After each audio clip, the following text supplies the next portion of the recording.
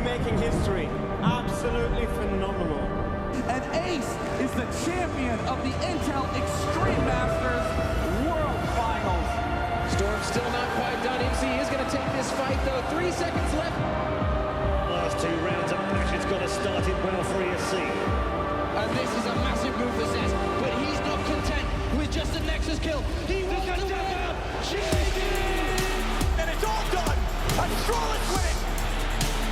Unbelievable Rogue with a 4-0 victory over Classic. And they did it again in the grand finals. It's Gold!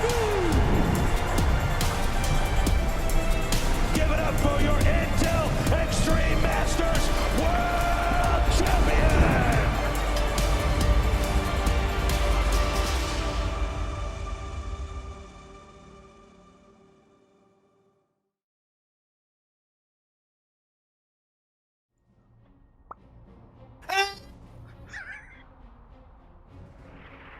Coming to you live from Ribun, here in Ribun Island, a town located in the Soya subprefecture of Hokkaido, Japan.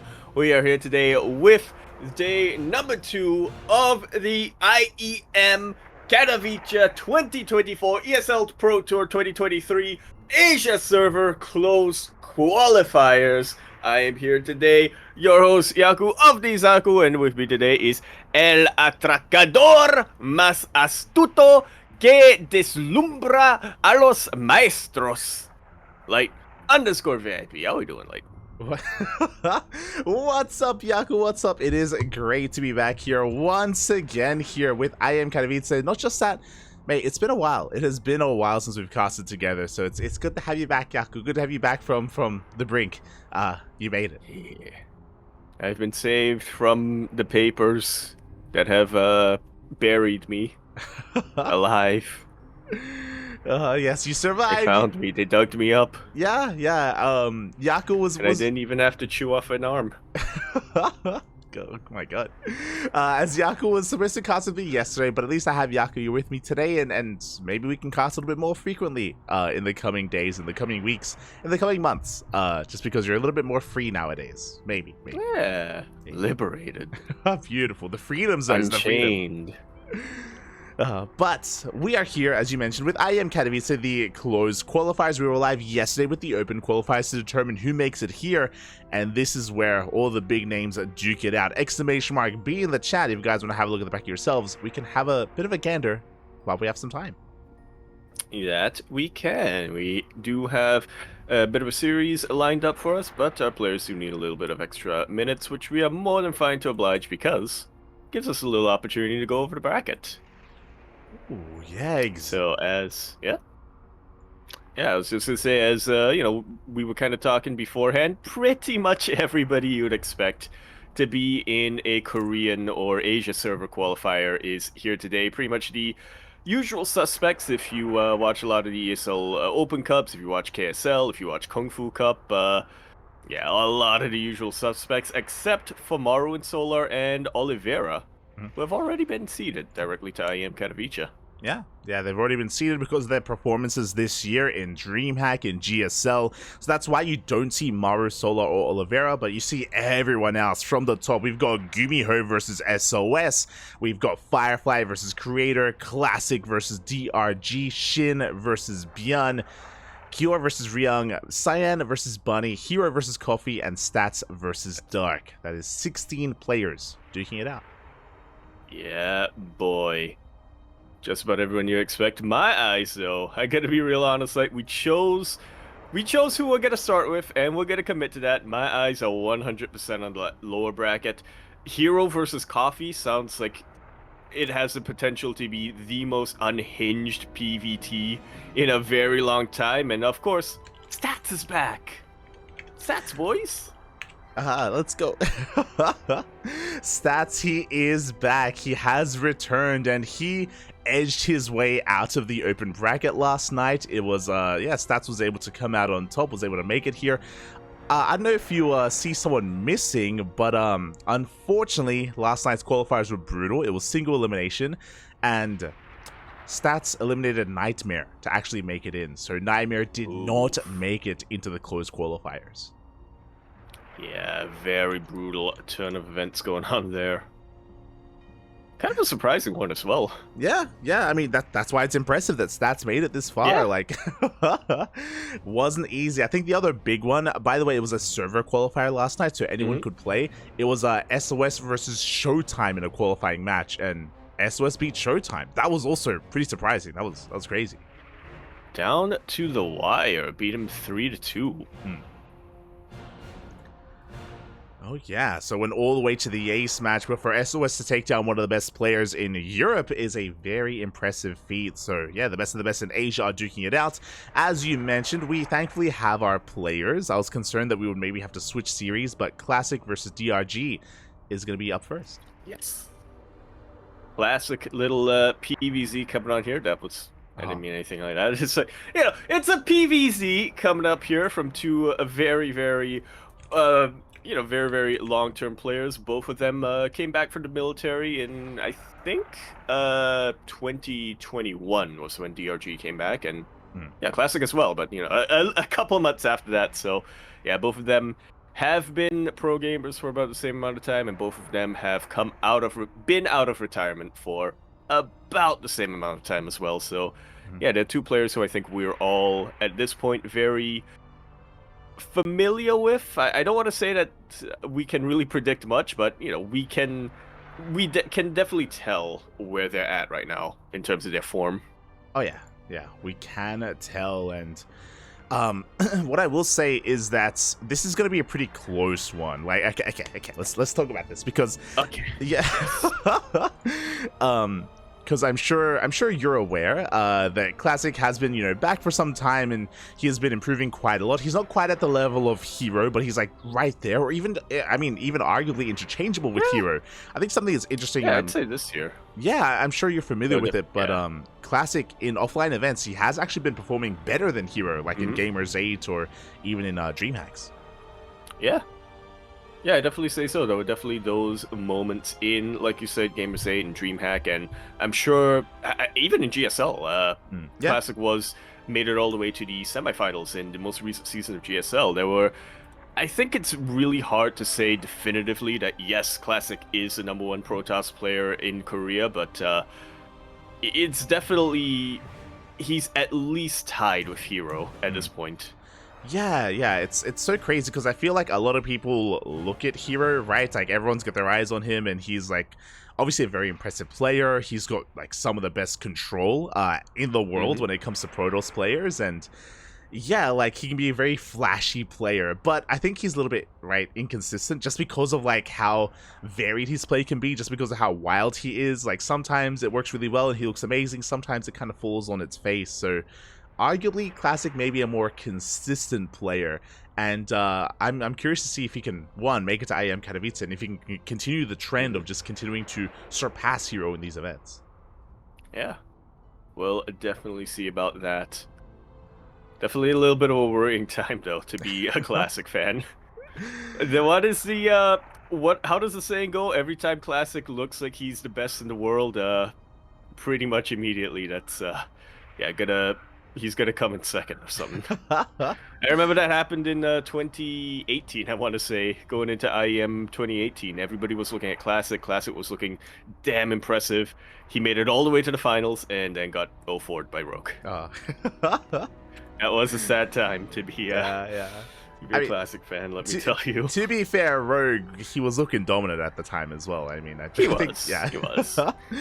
But talking about our, of course, other player here, it isn't just Classic. We have DRG Dongray Gu going to be coming and repping the Zergs, and I do think that he is a very overshadowed player. He's one of the few Koreans that is still teamless, by the way. You know, Cure recently got picked up. I believe Gumiho recently got picked up. Nightmare got picked up by Maturino as well. Like, all the ex-Abydos boys have been picked up by other teams.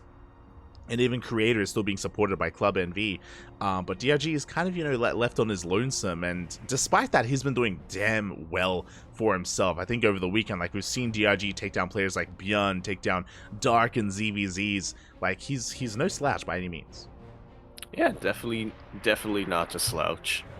Definitely somebody with a lot of wildcard potential coming in here. He's somebody who I wouldn't be too surprised if he does end up qualifying for IEM Katowice, but again, it's dependent on who he ends up facing here. I think Classic is on paper favored against DRG, but if DRG can beat Classic, I think he has the potential to beat Shin and potentially Bjorn as well.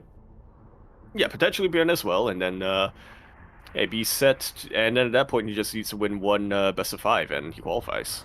Yeah, I was putting a little bit of emphasis on this during the qualifiers, but like there's a lot of pressure on DRG at the moment because, again, he is currently like the only big name Korean that's teamless. He doesn't have support like some of these others do, and he needs to perform well here to actually get eyes on him, right? To be able to get a little bit more attention, to be able to land himself on a team, right? It's like he needs to perform well to make it to IEM Katowice, and if he's able to do so, then maybe the likelihood of him being picked up is that much higher.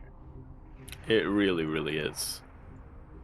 And, we have seen a lot of teams coming in recently. A lot of very storied esports organizations who never really invested that much into RTS, the RTS genre coming back in. I think the biggest one was Cloud9, which honestly blew my mind when I saw the announcement tweet when they picked up Gumiho. They were like, Cloud9 for the first time in StarCraft. I was like, I could have sworn they had players, right? But yeah, apparently not, because, very old school storied team. The other one recently was Navi, not as Vincer, picking up Spirit. So yeah, it's a good time to be optimistic, I would say. Oh yeah, it is a good time for that, and I want to believe that maybe they could be interested in a player like DRG as well. But the first step is going to be making it into a qualifying match. For those that are curious, these first rounds are best of 3s, and afterwards that is where the best of 5s are going to be upon us. So yeah, we're kind of edging ever closer here to that, and yeah, it's kind of crazy. But as a result, the broadcast shouldn't be too long actually, because we only have a couple of matches. Yeah, actually. Wait. Okay, so wait, hold on. 1, 2, 3. Right, and then there's a right. Yes. Wait. Yes. So the first round in the upper bracket is a best of 3. The second round in the upper bracket is or in the quarterfinal, if you take a look there on the ESL bracket, is going to be a best of 5. And then obviously there is a lower bracket, so you're not eliminated immediately. There is a second chance for our players here to qualify, 4 from the upper bracket, 4 from the lower bracket. And so yeah, math. Yeah, the math is there. 4 from the upper, 4 from the lower. As we're getting into this, and before we do get into our first best of 3, and again, the vetoes are still underway. They're still sorting that out. Apparently, there's a new veto system. But a big shout out to Shiva Blaster. Thank you so much for subscribing to. Oh my god, 24 months. That's a lot of months. Ooh, that's a lot of months. That's like almost a year. No, that's more than a year. That's 2 years. It's 2, yeah. 2 years of support. That's a lot of months. Thank you. Thank you, Shiva Blaster. Thank you, Shiva Blaster. Thank you. We always appreciate the support. Gracias. Hope you're doing well. Hope you're enjoying your emotes and your replay packs. And yeah, we're just kind of waiting ourselves to sink our teeth into this series. I believe we have other English casters as well, but they're all kind of fanning out, covering some of these other matches. Yeah, I believe Rotterdam is here. I think I saw Wardy earlier on. So I have to check that. We also have another caster coming down, Cabby. Yeah. We very quickly try to find their Twitch channel. Yeah, we have some other casters in other languages, and there's plenty of coverage going on out there if you want to be covering it. If you want to be like opening up a couple of different tabs, opening up a couple of different windows just to watch everything happening all at once. And oh yeah, there's kind of a lot to go over. A lot of matches are all happening at the same time, so yeah, it's it's gonna be quite an intense day of StarCraft. Oh yeah.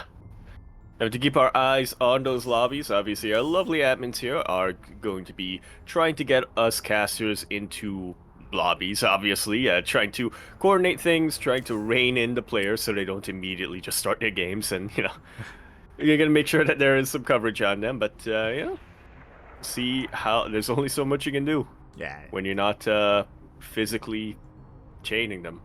That was not encouraging anything. When you don't have them, like just tied down to their chairs in an offline event. Yeah. True. When you can't actually just be like, hey, hold on a second.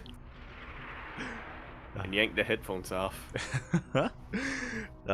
Yeah, for now we're still just kind of waiting for that to kind of open up for us. But yeah, I guess outside of that, we got plenty of days of IEM Katowice qualifiers as well. We're just wrapping up with the Asia server qualifiers, and we have a lobby. Oh, let's go. Gonna be jumping in. Yeah, we also have the European server qualifiers and the Americas server qualifiers as well. Yep, that's going to be throughout the week, just in time, or just before, I should say, DreamHack Winter. ESL Masters Winter. Over in Montreal. No. Atlanta.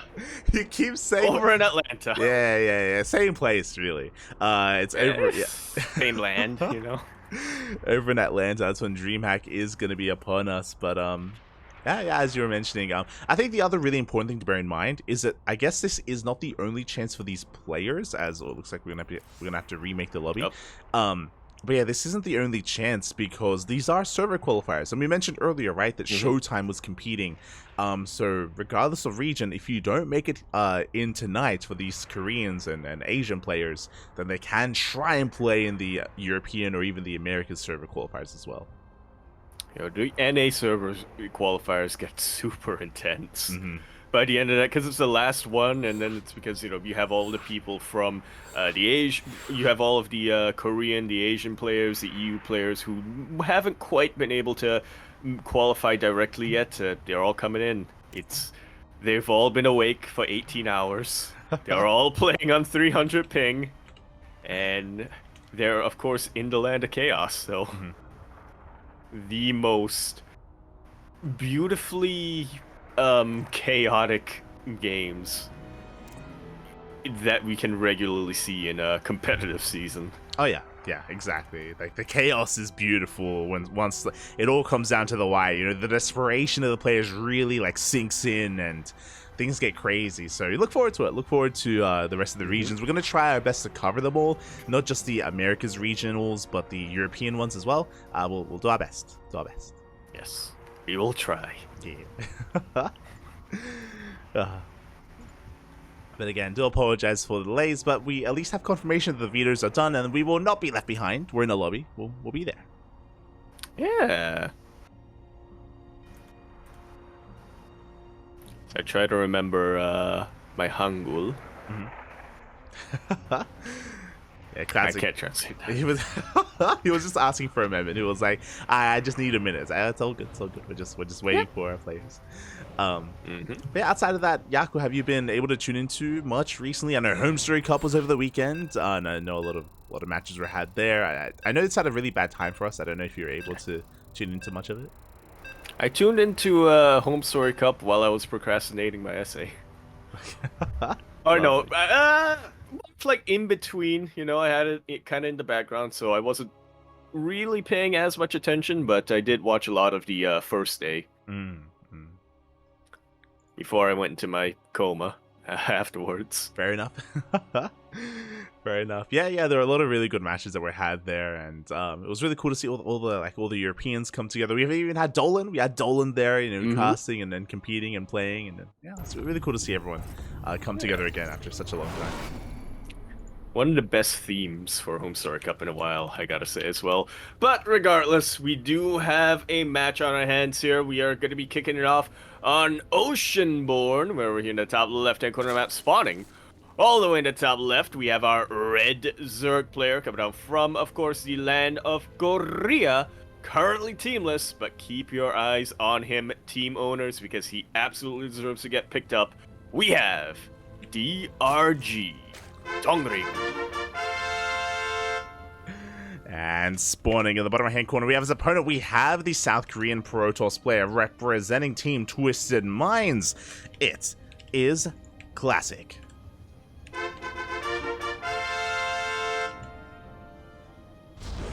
And if you're in the chat as I quickly set this up, we have predictions open so you can place your bets on who you think is going to be making it into the next round, making it into a qualifying match. Indeed. I mean, these predictions are for the entirety of the best of 3. They aren't just for the individual games. Exactly, and we'll try and stay on top of that. We'll try to have predictions going for all of these series, and so far, openers are looking pretty standard here, but really, it's not the early game that we have to be worried about, it's the mid game. It's, you know, the tech choices here from both of our players, and I don't know if you've heard much of it. I know you've been tuning in every now and then, Yaku, but Classic, he's been pretty crazy and pretty wild, specifically in PvZ. I've heard there was a bit of a reverse dynamic going on over in Korea. Recalibration, if you will. Some of our players who we typically put on the X or the stats axis are now on the Y or the patience axis. There you go, the Y-axis indeed, and yeah, Classic in recent times has been very fond of actually going for different variations of like Tempest Rush or Carrier Rush. It does seem to be very map dependent. I'm bringing it up now this early on in the series. I don't expect to see it here on Oceanborn, but we have been seeing like a Stargate into a Void Ray first. You use the Void Ray to shut down the Overlord, and we end up rushing into Sky Toss, but only enough to really force an overreaction. Ideally, I think we've casted a game similar to this before, Yaku, where you force an overreaction, you make like 4 Tempests, and then bam, you like switch into Blink Stalkers. You know, you switch into Ground Toss, and you catch the Zerg player with their pants down. Yeah, so you kind of force the Zerg player to bake a bunch of Corruptors. Yeah. I vaguely remember this now. Yeah. We'll see if this is something that Classic wants to go for. He will keep our eyes on that Stargate. Oceanborn isn't a bad map for Tempest, I gotta say. There are a lot of dead air locations that you can kind of park them and kind of have them siege down on your Zerg opponent, but yeah, we'll see if he does decide to go on for that, and if so, if DRG will go for that overreaction that we know Classic wants him to get. Yeah, well, and we know that Classic wants him to go for. Here's the first piece of the puzzle, right? We've mentioned it, but going Void Ray first is a big part of it. You want to be shutting down these Overlords and keeping the Zerg player in the dark. Now, this doesn't have to mean it's going to be Sky Toss. That's the scary thing. Like Classic, I expect him every game this series to go Void Ray first, and every single game he'll have a different variation, a different thing behind it just to keep his Zerg opponent guessing. Yeah, it's kind of what Classic does best, I would say. Like, just historically looking at his overall career, he's always been that player who is best at having a lot of variety of builds. He has a lot of tools under his belt, so to speak. Yeah, 100%. He's very Hero-esque in that way, because Hero is very similar, not necessarily in the builds that they play and their kind of build choices even, but just how chaotic they can be or how unpredictable they can be in this matchup. For now, it is a Void Ray first. Behind it, we have a Oracle though, so we are still going to be sending out a unit across the map to harass. Still no kind of major tech of choice yet. Yeah, no Twilight Council, no Fleet Beacon, no nothing. Classic looking to expand, and with this Nexus, you should be seeing it very soon. There we go! That's the Fleet Beacon thrown down, and the probe is suspiciously nearby for a second Stargate. Yeah, so that's what we're talking about. I brought it up at the start of the series. I didn't think he would do it in game 1. But oh my god, we couldn't even force. We do force a cancel on the third base. Pretty big pickoff already here from DRG. Yeah, that's a pretty significant delay, all things considered. Might not seem that big, but considering just how expensive Classic wants to go for, getting that Nexus even just a couple of seconds later can really have a bit of an add-on effect as the game continues. Yeah, it really can, right? Especially because like this is not an all-in. We still want our third base. We still want to get saturated on 3 bases, especially if we're going for a ground toss transition. Now, as you mentioned before, we can go one of 2 ways. We can go Tempest or Carrier, and we are going for the Carrier variation. Classic has been mixing it up recently, but again, kind of a similar road here where he doesn't want to overcommit to this. He should be eventually working towards a Twilight Council on Forge afterwards. That's what we're going to be banking on. A couple of Adepts do seek into the mineral line. Nice pick off here on the Queen in the Stasis Ward. Nice target firing as well, coming out from Classic. Picking off 6, 7 drones even. That's quite a lot this early on. Yeah, surprising amount of damage, right? That was how many adepts? That was only, okay, it was 4 adepts in total. No, sorry, that was 2. 4 adepts went down in the lane counterattack earlier, so yeah, pretty good amount of damage. It more than made up for the delayed third base that we saw earlier, so Classic's in a good position. These things have a lot of work to do, not when it comes to getting damage done, but scouting. If they do catch wind of these carries, that's going to be huge, but the carries, they are banking up in the main base, and there is that transition we were talking about. Yeah, I like this from Classic. He wasn't just hiding the carriers immediately. He's going across the map with them. He wants them to be seen. He wants to give DRG this false information. I hope, however, that he has a recall available, because yeah, if these carriers start getting picked off, that's a very expensive loss for not a whole lot. Yeah, especially because, okay, they do get scouted. The link does confirm the carrier. Spire is already on the way. The queens are amassing, and it's really important to keep them alive, just because we're not going up to 4. Usually we go up to 4 Skytoss units. We're only going up to 2. We're cutting very early on. Classic hard switching here into those Blink Stalkers. Yeah, +1 ground weapons on the way as well. DRG, of course, he has not been able to confirm this yet. He, I think, suspects it. That's why he is, amassing a bunch of... He's sending his roaches across the map. He is amassing a bunch of links, but he doesn't have that confirmation. If it actually is a big Skytoss transition, he needs that Spire ready. Yeah, and that's why this counterattack is really important. He sees a Void Ray, he doesn't see a 3rd or 4th carrier, or even a Tempest or anything else. He does see all these Stalkers, and the haze is breaking through. There's no shield battery. Yeah, I think the pieces are starting to come together here for DRG. He breaks on through to this third base, and he's getting a lot of probe damage. Classic, really pressured to reciprocate right now, but he's going in deep with his carriers, and that's a lot of queens. That is a very damaged carrier. Oh my god, the carrier's barely going to be able to escape, but we have 10 Corruptors on the way. We do recall one of the carriers, not both, back across the map. It looks like we killed the mineral line, and we're going for the Nexus. The Nexus should go down. Another volley will take it out. Classic has just lost his Nexus. He's lost 13 probes, and he's only been able to take out 2 of DRG's. He even loses one of his carriers. This is worst case scenario right now if you're Classic. It really is. Also, that was the final attack, by the way. That was literally the last hit from that Roach, barely getting a kill on that third base. Now DRG, he's ahead economically. He's working on a 4th. We have plenty of Corruptors as well. We're going into Roaches. Looks like we have identified correctly that it's not going to be Skytoss or a dedication to Skytoss, and this should be enough Corruptors. Remember, this carrier, it's barely even alive, so these Corruptors, they can actually get even more damage done. They're going for the Nexus.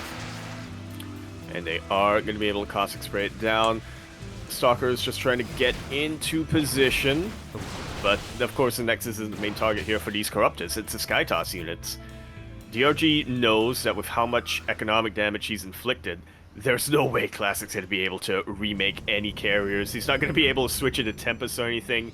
These are the only Skytoss units he has available. Yeah, 1 carrier, 1 Void Ray that barely have any HP remaining there. So much hull damage was already done, and we can see just we're focusing on Roaches and Lynx, so DRG is fully aware of what's going on, and he's also not saturating this 4th. There's drones here that have been transferred over, but we are cutting workers at 65. This is looking like a 3-base all-in out of DRG. He wants to end the game.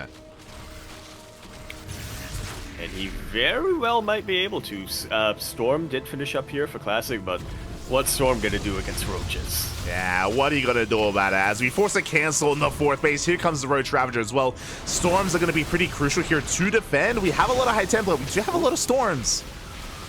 But we also have a lot of Ravagers, and we also have a lot of Corrosive Vials. A couple of Templars already getting badly bruised. Meanwhile, the Corruptors come in, and yep, that's a natural base down. Yeah, the natural base will fall. The Roach Ravager dancing with the army, not overcommitting, and Storms that continue to connect. Whether we bile down the carrier. You didn't even need Corruptors for that one. It does go down. The Corruptors are coming into position as well, just to try to, be a bit of distracting.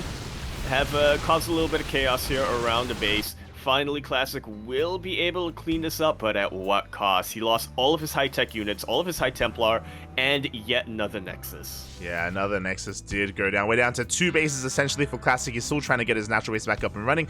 The Corruptors is a little bit less for them to do, but at any moment, they can try to snipe another base. At the same time, DRG amassing an army, and he still has not droned. Yeah, he knows he can end it. so he might as well try. Corrupt is just keeping a couple of Stalkers in the main base. That's fewer Stalkers that are on the front line, and DRG's going in for the kill. Yeah, he's going for the kill here, knocking down that front door. We have 2 high Templar, but we need more time. We don't have enough to restore him. Oh, they're gonna get piled down! Well, not quite, but yeah, the Sarkhan isn't gonna survive anyway.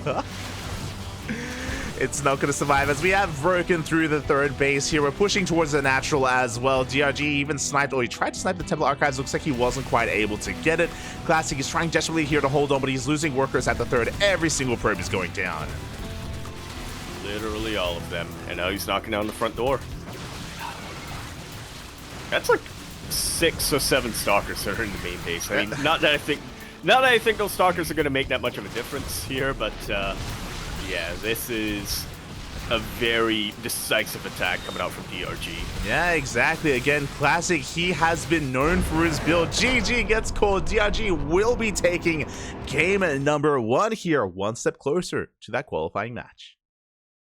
Un momento, un o más. One more victory, and yeah, he will be in that qualifying match. That was, again, I think some of the most decisive play we've seen in ZVP in a very long time. DRG, of course, he was scouting very diligently. He was being very vigilant. We wanted to make sure he knew what Classic was going for. He correctly identified that there were only 2 carriers, and then from there, immediately he said, yep, I'm just going to send roaches and lings across the map. I know that you probably don't have anything to defend.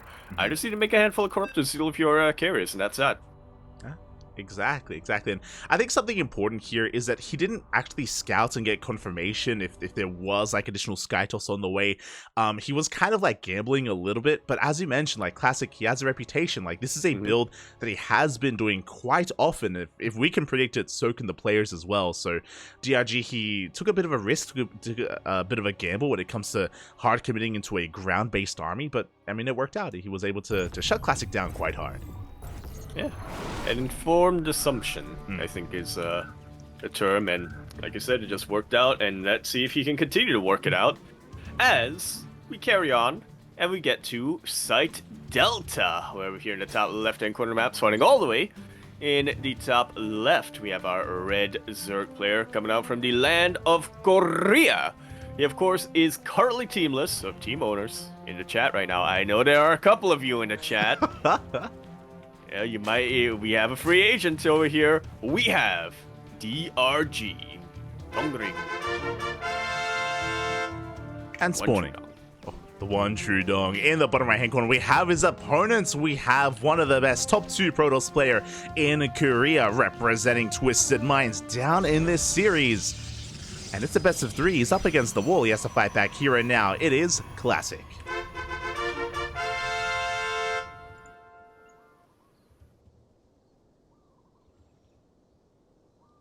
Already kind of back to the drawing board, or at least I imagine he's back to the drawing board mentally anyway. Yeah, again, I don't fault his build of choice in that last game, but yeah, DRG, you know, with age comes wisdom. He is one of the older pro gamers out there, and yeah, he was able to correctly ascertain what was going on, shut it down, and even if we see another Stargate into Void Ray Opener, I don't think Classic is going to be doing that again. I don't think we're going to be seeing another fast fleet beacon at Classic this series, at least. Yeah, it's probably going to reserve that fleet beacon for a little bit later, and I would have to agree. I think we're going to see more of a bit more of a standard Twilight Council transition after the initial Stargate. I'm assuming he goes for a Stargate first anyway. Oh yeah, I assume so as well, and I mean, that's what this pylon tells us. It is a little bit further out. It's a good position for a Stargate, so a Stargate opener should be on the horizon.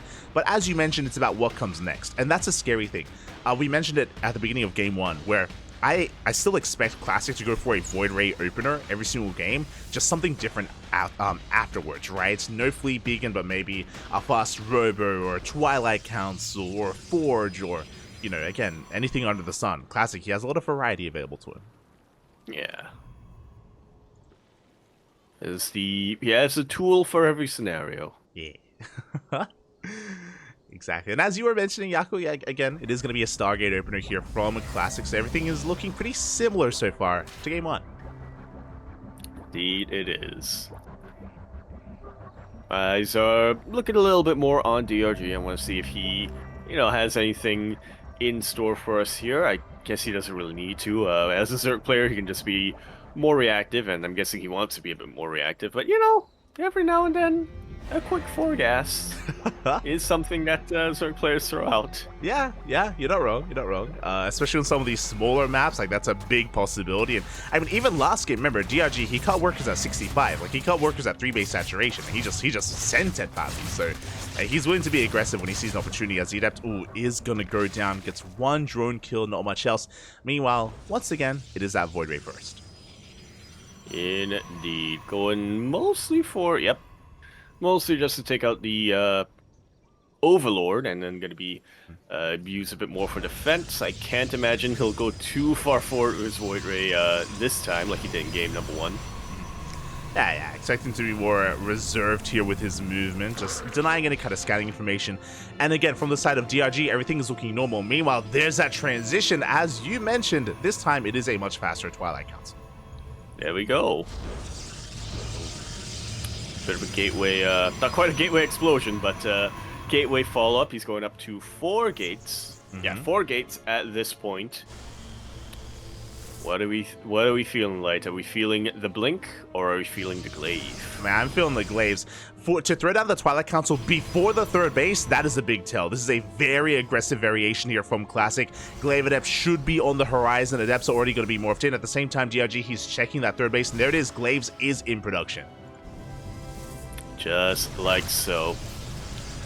You're trying to dance around, trying to find an opening where you can actually scout what Classic is going for, but for the time being, Classic is not giving that opportunity. Yeah, so far, this time he isn't forced to cancel that 3rd base. He's able to keep it alive. Back at home, DRG, he is going to be going, straight for a lair. I don't see a Roach Warren yet. Thankfully, there it is, Roach Warren at the 5-minute mark, which means he will have Roaches to defend against his Adepts. Yeah, Classic will confirm that as well, so he knows that if these Adepts are gonna do a bunch of damage, he better move them across the map sooner rather than later. 100%, as we're just banking up a couple more Adepts soon to be going across the map. Because there's no Robo with this, there's no way to reinforce. There isn't going to be a Warp Prism, so what you see is what you get. We're going to be getting across the map, and we need to get damage done, especially because this build, this opener from Classic, it does delay everything else. It delays +1 because there's no Forge. It delays Blink as well, and Adepts, they don't scale well leading into the mid-game. Yeah, plus on top of that, the Oracle just went down, and wasn't really able to do a whole lot of damage, so DRG now confirms what's coming his way. He sees these Adepts. He doesn't quite have the supply to get a bunch of Roaches, though. So, Classic, this is a massive opening for him. A big opening. Roaches, they're delayed. 11 Roaches are on the way, but they're not ready yet. Queens are going down one after the other. We have a couple of transfuse, but we commit to the chain. We get into the mineral line. And all of these drones will be going down. A couple of Roaches as well, picked off just as they leave the egg. Yeah, and it's GG is immediately called, and Classic will tie us up sideways 1-1. It's always that one Overlord that went down that will screw the rest of your defense. GG. Nicely done here by Classic. Yeah, GG, well played. As we saw there, even though the Roach Warren was at a decent time, DRG had delayed Roach production. He was droning. He was caught off guard completely. He was not ready for those Glaive Adepts at all. Only had Queens and a handful of Lings. And just like that, GG, we're tied up. Tied up, 1-1. Yeah, I was kind of worried for a second for Classic there, because again, he was not being as reserved with his Void Ray as I expected him to be. I, thought he would, be keeping it back home to defend against Lings and whatnot. No, he was sending it to the middle of the map, chasing down a couple of Overlords, which in the end worked out brilliantly for him. The Roach Warren was done. I want to point that out. Yeah. DRG had the gas and the minerals for, I think, like 8 or 9 Roaches. He could only make 4 because he got supply blocked. Yeah, it's so unfortunate there for DRG. He had, in a way, the tools to defend, wasn't able to bring it all together, though, and now we're going all the way to the ace match. Mate, this could still go either way. It really could. It really absolutely could. And here we are to decide who makes it to the qualifying match. We are here on hard lead. We're here in the bottom right-hand corner of the map, spawning all the way in the bottom right-hand corner. We have our red Zerg player coming down from the land of Korea, representing himself as he is currently teamless. We have our one true Dong, DRG. Dong. And spawning in the top left-hand corner, we have as opponent, we have the South Korean Protoss player representing Twisted Minds, tying up the series 1-1. It is Classic.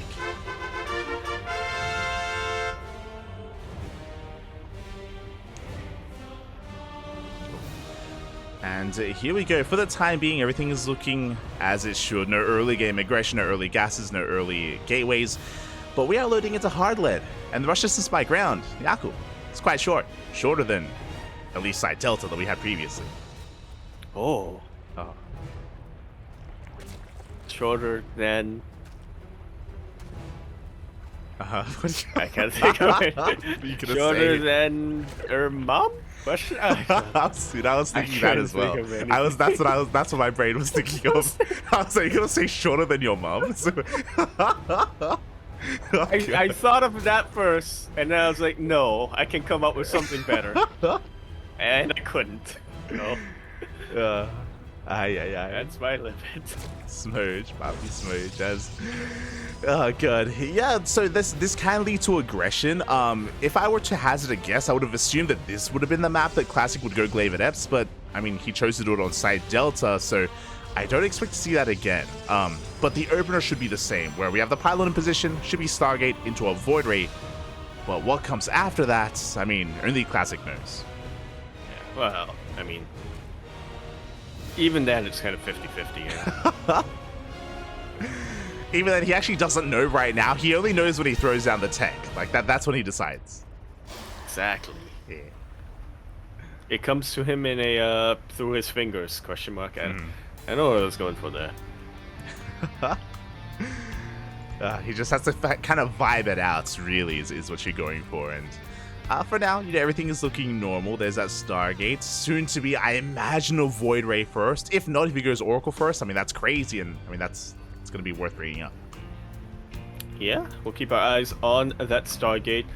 Like you mentioned, it's a very, very short rush distance map, so, I mean, even by land, so, yeah, the Oracles are going to be a very huge risk if DRG decides to be a bit more aggressive with his lings, if he decides to just, you know, attack into that natural base location, but it also means that if Classic can get a couple of Oracles early on, bunch them together, there is a huge opening for him to get a lot of drone damage. All moot, though, as it is a Void Ray first. Yeah, every game in this series he's going Void Ray first, and as we mentioned before, every game he's done something different. You know, that's why it's so difficult to get a read on what he's doing. And here in the Ace match, what haven't we seen so far? We haven't seen a standard game, right, where we go for a third base first, and then like +1 and Blink Stalkers. That may well be on the horizon here, or unless Classic does decide to whip out something crazy like a possibly Begin Again. Keep our eyes peeled on that already. These two Adepts doing a pretty good job. Taking out 3 drones, getting a bit of scouting damage, keeping the Lings at bay for the time being. As, yeah, we're seeing Classic do Classic things.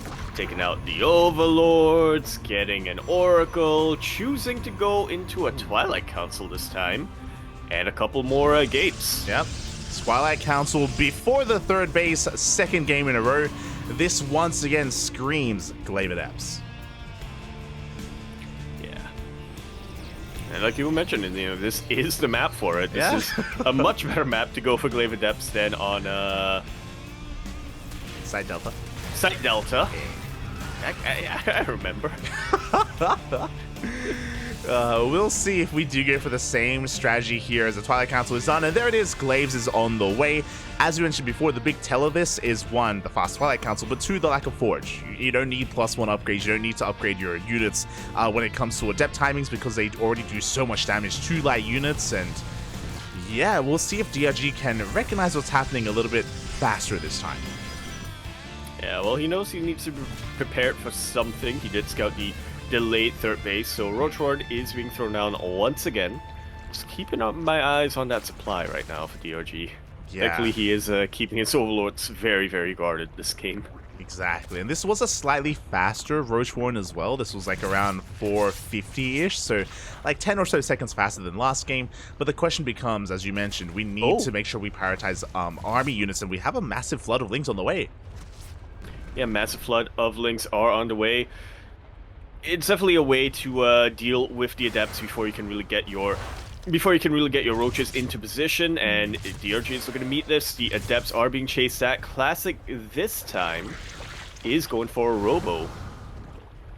Yeah, here we go. Classic, he sees the massive amount of links. This time DRG is ready to chase the shades. He's already got roaches in production as well. He is much better prepared, and Classic has already realized that this time he will not straight up end the game with this. Yeah, kind of backed himself into a corner a little bit, but here comes a recall. Not quite able to do any damage really across the map, which is worrisome.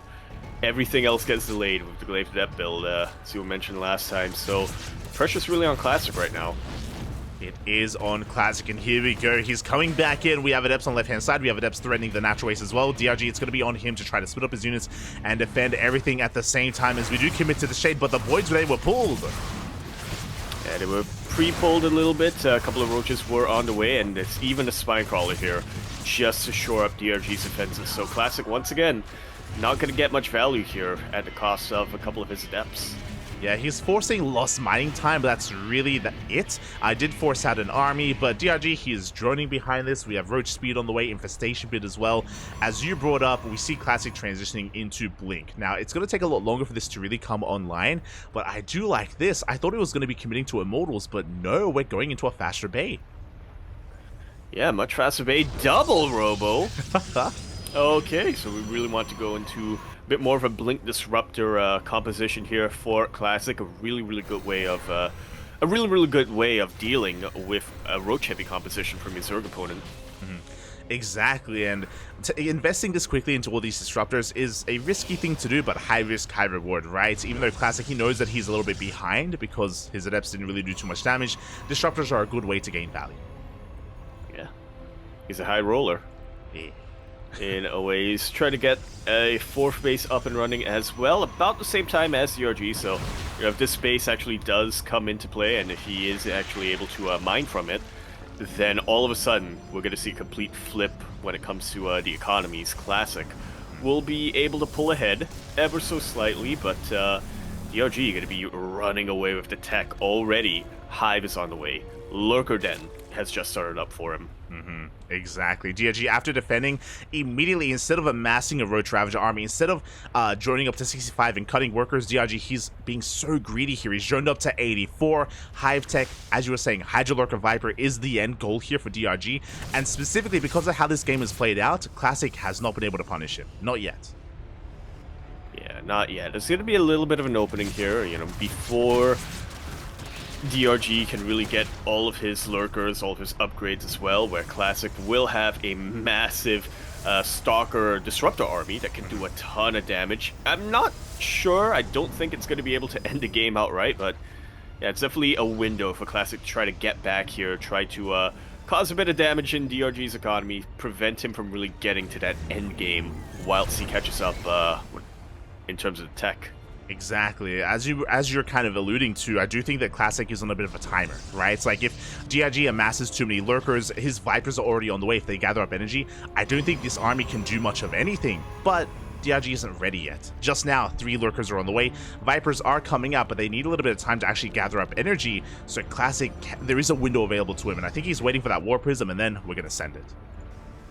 Yeah, I was worried for a second there that Classic might not recognize that he is on a bit of a timer, but here we go.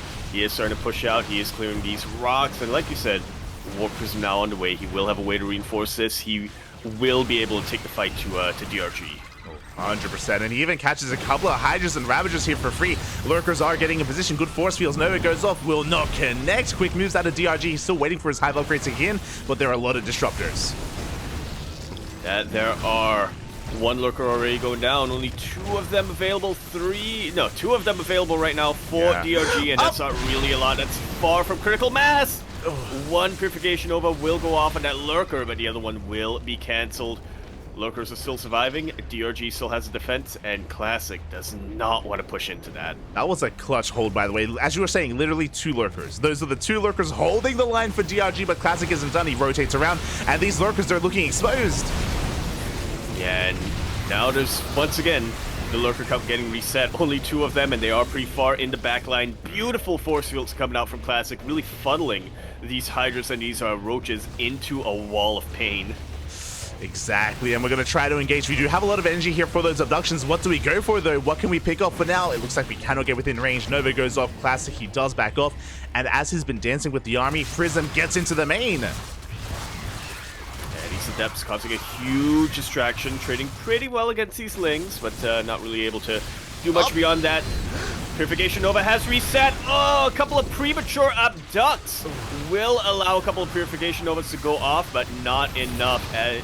Not enough, evidently, for Classic here. Enough lurkers still survive, and DRG will be able to chase Classic back. He does chase him back, but Classic, he hasn't been resting on his laurels. We do have the Fleet Beacon on the way. He's getting ready for a Skytoss transition. Now, what's a little bit scary is that this is a late transition, right? The Fleet Beacon still isn't done, so Classic is stuck on Ground Toss, and DRG, his lurker count is getting higher and higher.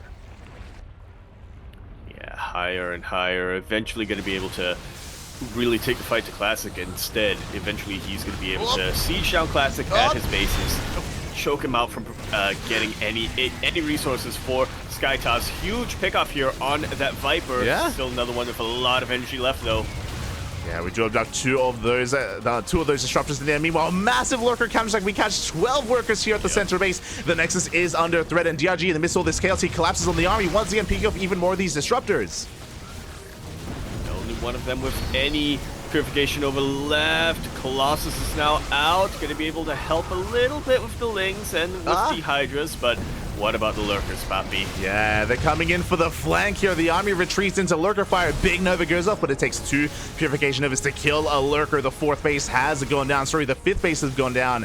Classic knocked down to only 4. He does at least have up a backup Nexus to make use of, and DRG has to back off. He's running out of steam. He did lose those Vipers, as you mentioned, and Classic is getting away with a couple of carriers. He is 4.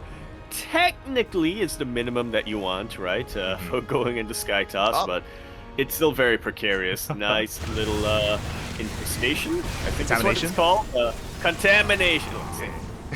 Contamination on the Forge, really preventing +3 from coming in, and that's actually very significant. It might not really change much with the Disruptors, but hey, that's 1 fewer volley from the Stalkers to take out a lurker, 1 fewer.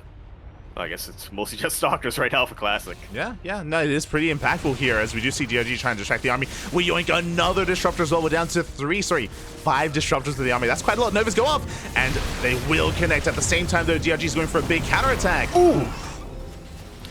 Yeah, a couple of good Novas, but again, not good enough. At this point, DRG is running away with the supply. He is so far ahead when it comes to army supply that, yeah, taking out a couple of lurkers here and there is going to cut it for Classic. Yeah, you can see Classic is being pulled apart. The 4th base is going to be going down. Thankfully, Classic is taking another base, but he loses 18 workers in the process.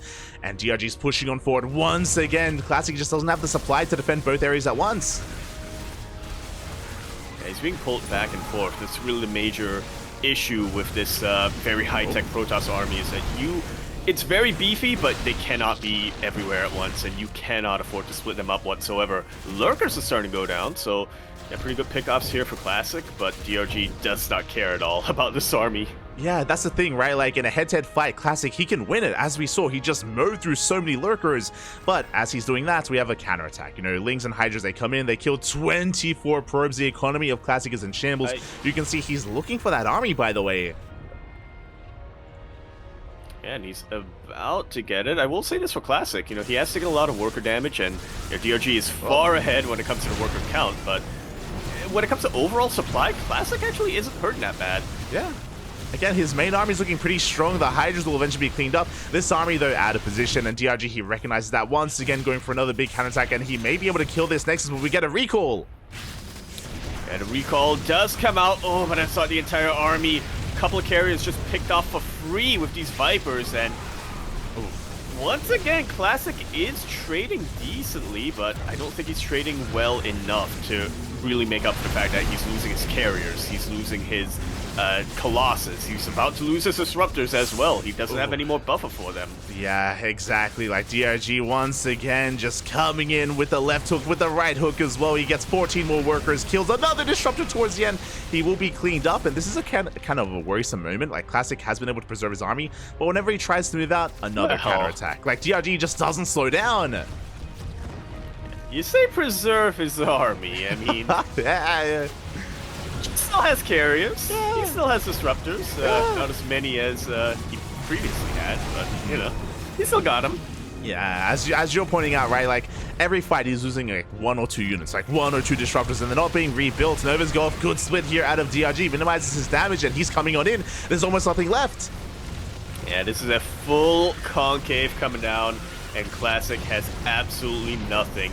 Last of the carriers are getting yoinked just as the final cherry on top. GG is called. DRG will defeat Classic 2-1 and move forward to that qualifying best of 5.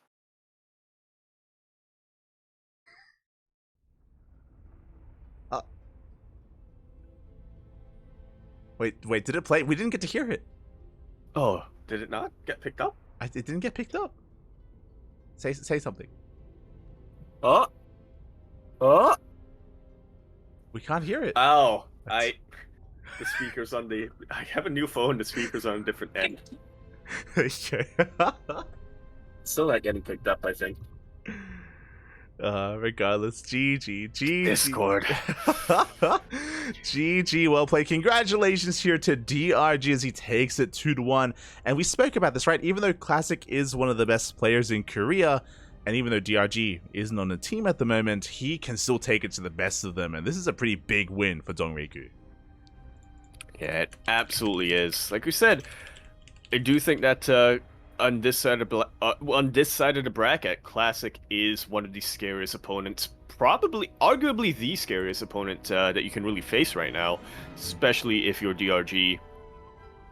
To be able to take him out and to be able to get into the qualifying match immediately afterwards, that is a pretty good sign of things to come here if you're DRG. Mm-hmm. Oh yeah, very good sign, but things do not get easier from here. Exclamation mark B in the chat if you guys want to have a look at the bracket yourselves, because the opponents for this series is still yet to be determined. I believe Shin and Byeon are still mid-series.